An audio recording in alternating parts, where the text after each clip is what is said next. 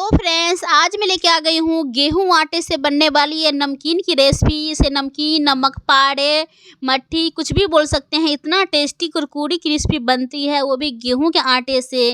तो देरी किस बात की दोस्तों, चलिए हम इस वीडियो को शुरू करते हैं और गेहूं के आटे से बनाते हैं। बिल्कुल भी बिगड़ेगी नहीं, एकदम जालीदार ये कुरकुरी सी स्नैक्स बन के तैयार होती है, जो सुबह शाम आप चाय के साथ खा सकते हो, बच्चों को टिफिन में दे सकते हो, जब मन करे तब खा सकते हैं। तो बस यहाँ पे हमने ले लिया है, चलिए शुरू करते हैं। तो ले लिया 1 कटोरी गेहूं का आटा और आधे कटोरी हमने मैदा लिया है और इसमें डालेंगे 1 चम्मच अजवाइन। अजवाइन को हम हाथों पे क्रश कर लेंगे और उसके बाद डालेंगे। क्रश करने से ना इसका स्वाद अच्छा आता है। या 1 चम्मच नमक डाल देंगे और इसमें हम डाल देंगे 2-3 चम्मच के बराबर रिफाइन तेल। रिफाइन ऑयल डाल के इसे हम मिला लेंगे। रिफाइन की जगह आप घी भी ले सकते हैं। तो घी से बनाएंगे तो और भी बहुत क्रिस्पी और कुरकुरी बनेगी। तो यहाँ पे हमने अच्छे से इसे मैश कर लेनी है, जब तक इसका मुट्ठी ना बंध जाए तब तक इसे मुट्ठी बंधने तक इसे मिलाना है, तेल को, आटे को। और इससे हम थोड़े थोड़े पानी डाल के इसे हम गूँथ लेंगे। यहाँ पर हमने आधे यानी कि आटे और मैदा दोनों का यूज किया है। थोड़ा मैदा भी डाले हैं ताकि उससे अच्छे क्रिस्पी बने। और आप चाहे तो पूरा गेहूं आटे से भी बना सकते हैं या सिर्फ मैदा से भी बना सकते हैं, लेकिन आज मैं गेहूं आटे से ज़्यादा हमने इसमें गेहूं आटे मिलाए हैं। तो बस आधे से आधे हमने थोड़ी से ही लिया है मैदा, नहीं तो ज़्यादातर गेहूं आटे से ही यूज किया है।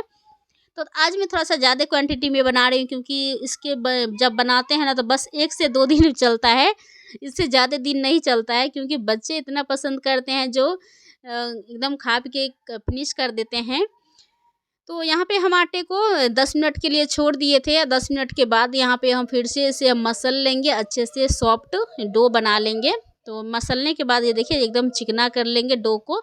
और इस आटे को ना आपको ज़्यादा ना टाइट ना ज़्यादा सॉफ्ट, मीडियम में गूँथना है। सॉफ्ट ही गूँथना है, ज़्यादा टाइट नहीं गूँथना है। और यहाँ पे हम छोटे छोटे लोई तोड़ लेंगे, जैसे रोटी के लिए बनाते हैं नॉर्मल लोई, उस तरीके से लोई हम बना लेंगे। और इस तरीके से दाब के एक बड़ी सी रोटी बना लेनी है। तो मैं यहाँ पे चकला का यूज कर रही हूँ। आप ना फर्श पे बनाइएगा, क्योंकि चकला पे ना छोटे छोटे बनते हैं तो उसमें ज़्यादा टाइम लगेगा। और फर्श पे बनाएंगे बड़े बड़े रोटी तो जल्दी हो जाते हैं। तो यहाँ पे हमने रोटी बना ली है। घी हमने लिया है, देखिए 2-3 चम्मच घी लिया है, इसे पिघला लिया है। और इसमें 2-3 चम्मच हम मैदा डाल देंगे और मैदा डाल के अच्छे से इसे हम घोल बना लेंगे। दोस्तों, जब मैंने मैदा डाला था तब ये ज़्यादा पतले थे और घी जैसे ही घी ठंडा हुआ और ऐसे ही पूरे जम गया, एकदम गाढ़ा से गाढ़ा टाइट हो गया, क्योंकि घी जम जाते हैं। और दिल्ली का मौसम अभी इतना यानी कि ख़राब मौसम हो रखा है ना, बारिश बहुत हो रही है दिल्ली में, ठंड का मौसम है, दिसंबर का लास्ट महीना चल रही है। तो ठंड है तो इसकी वजह से ना बहुत यानी कि घी जम गया था। तो घी हम इसमें लगा लेंगे, पूरे रोटी में अच्छे से घी लगा लेंगे। इसके बाद हम दोनों तरफ से इस तरीके से मोड़ देंगे। मोड़ने के बाद फोल्ड करने के बाद ऊपर से भी हम फिर से हम घी वाला पेस्ट लगा देंगे। इसे सट्टा भी बोलते हैं। और वो हम ऊपर से लगा देंगे। देख सकते हैं कितना एकदम जम गया, देखिए एकदम घी जैसे बन गया पूरे। तो ठंड की वजह से यहाँ पे हम क्या करेंगे, फिर से हम इस तरीके से फ़ोल्ड करेंगे। आप चाहे तो इस तरीके से भी फ़ोल्ड कर सकते हैं, लेकिन मैं ऐसे इस तरीके से करूँगी, 2 फ़ोल्ड ही इसके करूँगी। ऊपर से भी थोड़ा-सा लगा देते हैं। लगाने के बाद हम फिर से दूसरा वाला इस तरीके से हम रख देंगे और इसे हमें बेलना है, लंबा ही बेलेंगे। और देखिए इस तरीके से हम बेलेंगे। मुझे चकला है ना थोड़ा-सा छोटा पड़ रहा था और चकला इधर-उधर घसक रहा था ना, तो थोड़ा-सा दिक्कत आ रही थी मुझे। तो मैंने बाद में जितना भी बनाया फर्श पे ही बनाया, ऐसे ही ये हटा के चकला, तो जल्दी-जल्दी बन जाते हैं। यहाँ पे मैं थोड़ा-सा इसको लंबा बेलूँगी, ज़्यादा चौड़ा नहीं करेंगे, लंबा ही इसको थोड़ा-सा बेल लेंगे। और बेलने के बाद इस तरीके से हम फ़ोल्ड करेंगे। फ़ोल्ड करने से पहले थोड़ा-सा पेस्ट और लगा लेते हैं, आटे घी वाली पेस्ट। और इसको बाद हम इस तरीके से थपथपा देंगे और बेलन से हम इसको अच्छे से लंबा हम बेल लेंगे। तो इसको ज़्यादा पतला नहीं करेंगे, हल्का सा मोटा ही रखेंगे। इतना ये जलीदार, इतना लच्छेदार ये बनती है ना कि एक भी ना खुलेगी, ना बिखरेगी, कुछ नहीं होगी। और बहुत जलीदार कुरकुरी बन के तैयार होती है ये नाश्ता, यानी कि स्नैक्स नमकीन। तो इसे बना के आप 1 महीने तक रख सकते हैं, लेकिन 1 महीने चलने वाले नहीं हैं, क्योंकि बच्चे, अगर जिस घर में बच्चे हैं, वो बच्चे क्या, बच्चे बड़े सबको ही ये नमकीन अच्छे लगते हैं खाने में। तो सुबह शाम चाय के साथ खाइए और बनाइए, बहुत अच्छी लगती है। सबसे बड़ी बात तो ये हेल्दी भी बहुत होती है। तो यहाँ पे मैं लंबा बेल ली हूँ, थोड़ा सा चौड़ा भी बेल ली हूँ और इसको क्या करेंगे, हम छोटे-छोटे पीस में कट करेंगे। आप चाहे तो पतले इस साइज़ की कट कर सकते हैं, इससे थोड़ा बड़ा भी कर सकते हैं चौड़ाई में। तो देखिए इस तरीके से हम पूरे को पीसेस को कट कर लेंगे दोस्तों। आज एकदम लच्छेदार, जलीदार ये हमारे स्नैक्स बन के तैयार होगी। तो ये इसको थोड़ा-सा बड़ा कर लेंगे। ये देखिए थोड़ा-सा बड़ा कर लेंगे, ज़्यादा मोटे लग रहे थे।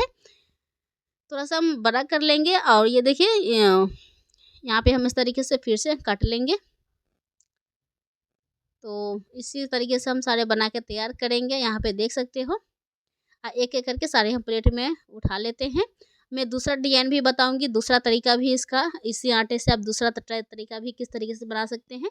फिर से हमने बड़ा सा रोटी बना लिए हैं, एक गिलास ले लिया, गिलास के सहायता से हम छोटे-छोटे पूरी कट कर लेंगे।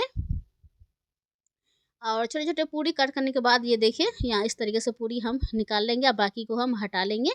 यहाँ पे इस पूरी को मैंने रख लिया है और उसके बाद मैं एक पूरी को बना के दिखाती हूँ। देखिए थोड़ा सा बड़ा कर देते हैं। फिर से हम इसमें क्या करेंगे, घी का पेस्ट लगाएंगे। दोनों साइड से पेस्ट लगा के इस तरीके से हम पराठे के जैसा मोड़ देंगे। हल्का सा इसको बेलन से बेल देंगे, बस हल्का सा, ज़्यादा बड़ा नहीं करना है। और इसको हम फोक से इसको थोड़ा-थोड़ा छेद कर देंगे। चाकू से भी छेद कर सकते हैं थोड़ा-थोड़ा।